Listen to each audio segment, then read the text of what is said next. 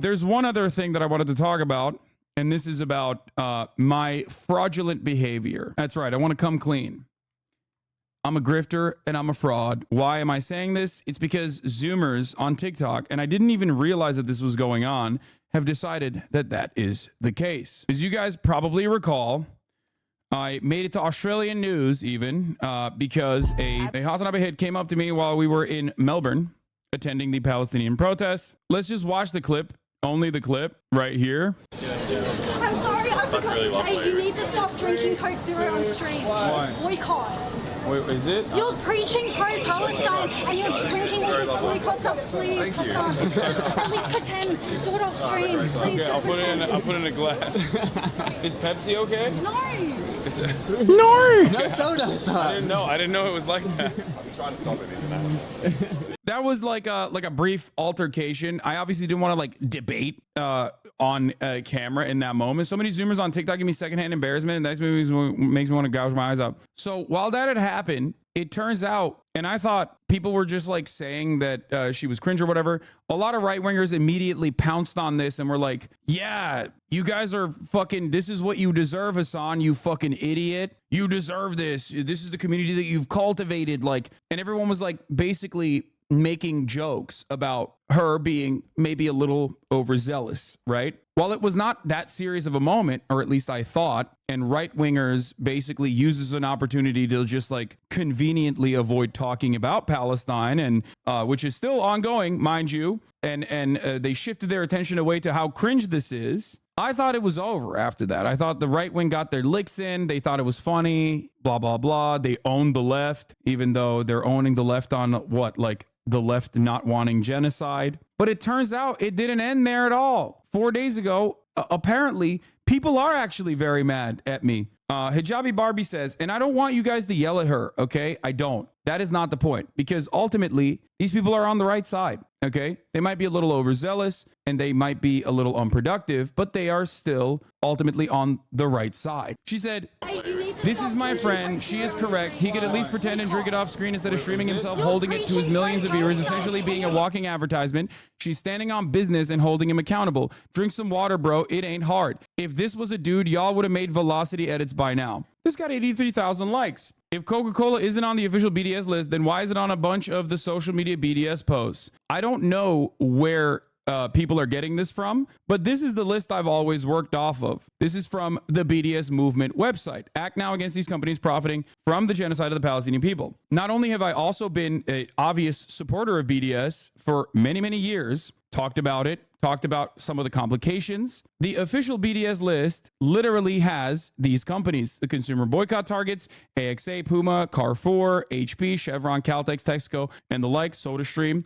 There are pressure targets here as well. There are organic boycott targets and divestment and exclusion targets. The list on here is designed specifically by people who are trying to focus their efforts into a narrow direction to max out its efficiency. The reason why they talk about targeted boycotts versus non-targeted boycotts also is because they want to make sure that they are boycotting specific things so that it is more impactful. If you just decide, for example, that you don't like a certain brand because you heard it or something pops off on social media and you decide to go, all right, this is a bad brand, don't fucking touch it, you are lightening the impact. You are basically changing course. You're focusing on too many different things. There's a reason why they have targeted boycotts like this. Know what to boycott. Targeted consumer boycotts are convincing retailers across the world to stop selling products of companies profiting from Israel's crimes.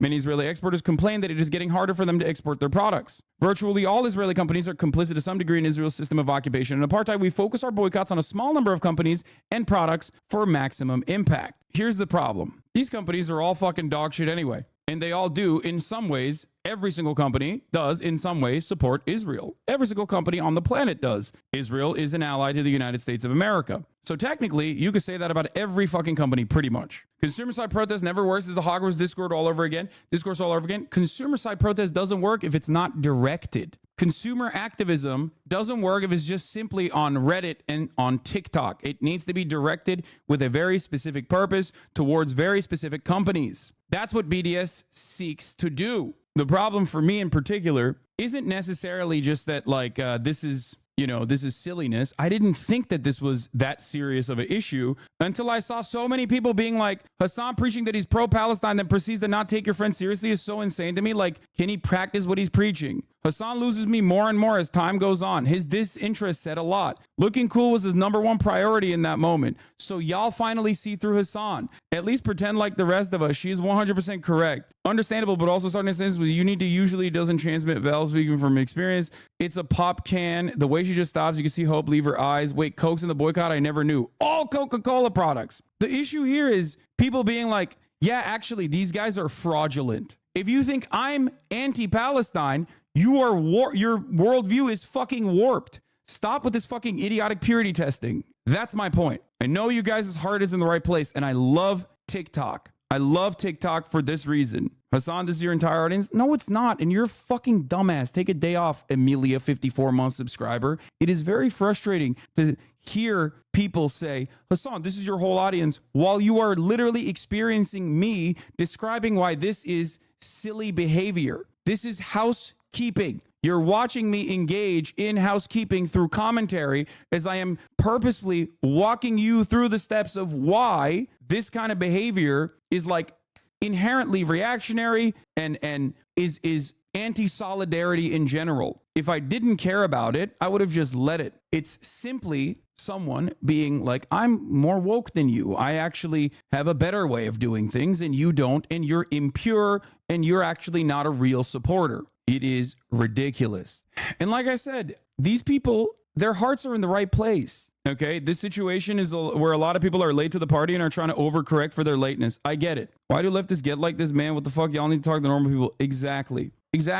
The point is, there's a reason why organization of this sort works. There's a reason why the consumer-driven boycotts need to be targeted and directed at specific brands. Because if you spread yourself too thin off of TikToks that you watched, you're going to inevitably arrive at a less effective boycott movement overall. The point is that there is a lot of momentum. There is a lot of momentum right now towards Palestinian emancipation. There is some level of solidarity that has been achieved due to the gruesome actions of the genocidal apartheid state of Israel. And TikTok is very important for that. But this kind of attitude, unironically, is counterproductive. When you do something like this, you must ask yourself, if you fancy yourself to be an activist, you must ask yourself, am I taking a step in the right direction? What ended up happening here? Did I actually end up